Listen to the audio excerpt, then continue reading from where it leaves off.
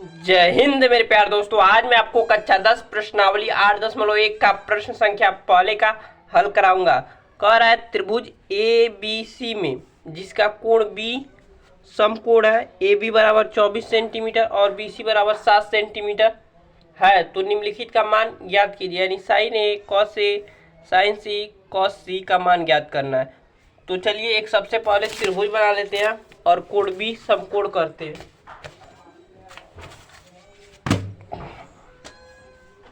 तो ये रहा त्रिभुज ए बी सी।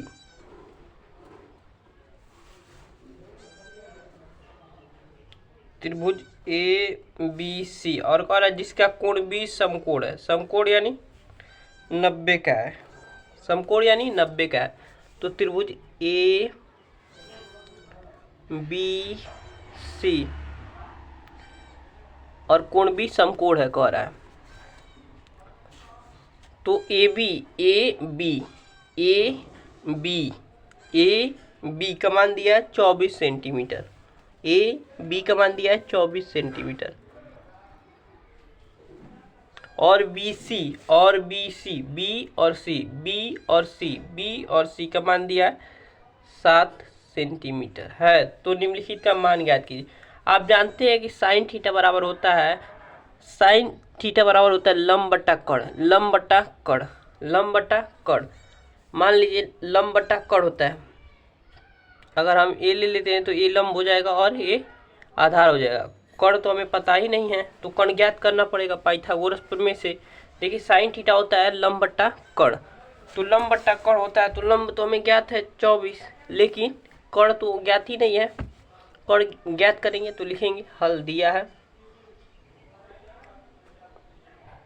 हल लिखेंगे, हल दिया है।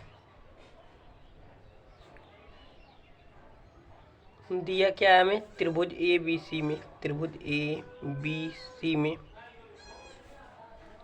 ए बी का मान दे दिया है 24 सेंटीमीटर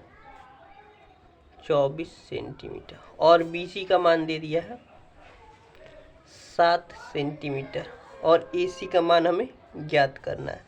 जब ए सी का मान ज्ञात होगा तो आसानी से हम साइन ए कॉस ए, यानी कि साइन ए का मतलब लंब इसके कोण ए के सापेक्ष लंब हो जाएगा बी सी, और कोण सी के सापेक्ष लंब हो जाएगा ए बी। कोण सी के सापेक्ष लंब क्या हो जाएगा? ए बी, और कोण ए के सापेक्ष लंब हो जाएगा बी सी। ठीक है, और जो बचा रह जाता है वो आधार हो जाता है, समकोण के सामने कण हो जाता है। मुझे आशा है कि आपको समझ में आ रहा होगा। ठीक है, अब लिखेंगे त्रिभुज ए बी सी में पाइथागोरस प्रमेय से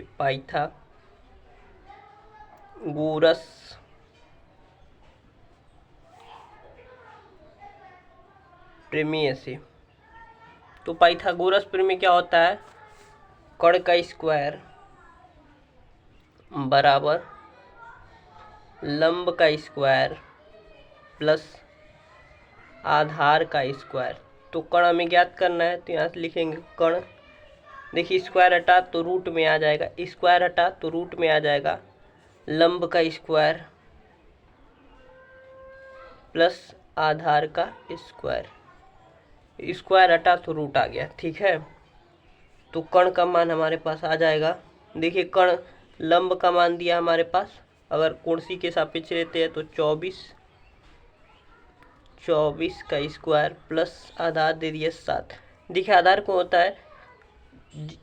कोण होता है, कोण जिन दो भुजाओं को टच करता है उसमें एक आधार हो जाता है और एक कण होता है। कण तो हमेशा फिक्स होता है, समकोण के सामने हमेशा कण होता है, और एक जो भुजा जिन दो भुजाओं को टच करता है उसमें से एक आधार होता है।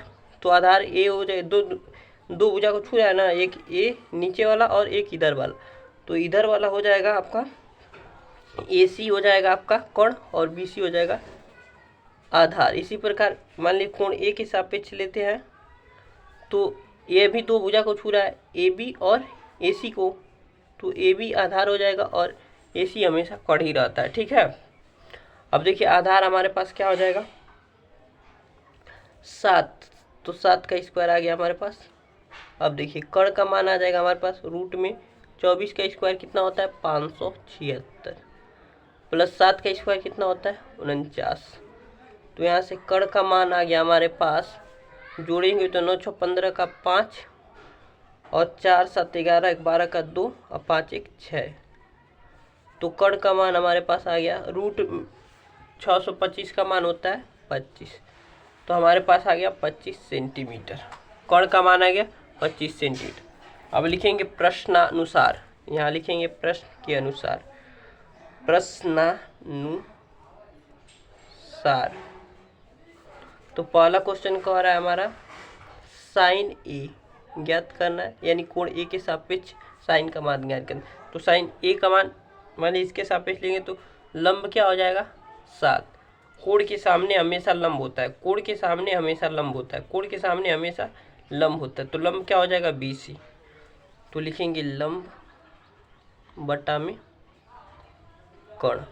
तो लंब क्या दिया हमारे पास 7 और कण हमने ज्ञात किया 25। और एक और कह रहा है कॉस सी ज्ञात करें। तो कॉस सी क्या होता है, कॉस सी नहीं कॉस ए कह रहा है, कॉस ए क्या होता है आधार बट्टा कण, आधार बट्टा कण। तो देखिए कॉस ए के सापेक्ष आधार क्या हो जाएगा, ये तो लंब हो गया, ये तो कण हो गया, बची हुई भुजा आधार हो जाती है। या कोण जिन दो भुजाओं को छूता है उसमें से एक आधार और एक कण, तो एक कण को छूता है और एक आधार को छूता है, तो आधार हमारे पास आ जाएगा 24 और इसका मान आ गया 25 कण का मान। अब दूसरा सॉल्व कर देते हैं इसी प्रकार बहुत आसानी से। दूसरा कह रहा है साइन सी। अब देखिए साइन का ही मान ज्ञात करना है लेकिन कोण सी के सापेक्ष। तो कोण सी के सापेक्ष लंब हमारा क्या हो जाएगा 24 हो जाएगा। तो लिखेंगे पहले लंब बट्टा कण होता है साइन का फार्मूला। तो लंब हमारे पास आ गया 24 और कण हमारे पास 25। इसी प्रकार कॉस सी का रहा ज्ञात करने के लिए। तो कॉस सी ये रहा, तो सी के सापेक्ष आधार क्या हो जाएगा 7 और कण क्या हो जाएगा 25। यहाँ लिख देते हैं 25 जो ज्ञात किया। तो देखिए मैंने बहुत आसानी से आपको बता दिया, यही आंसर हो गया।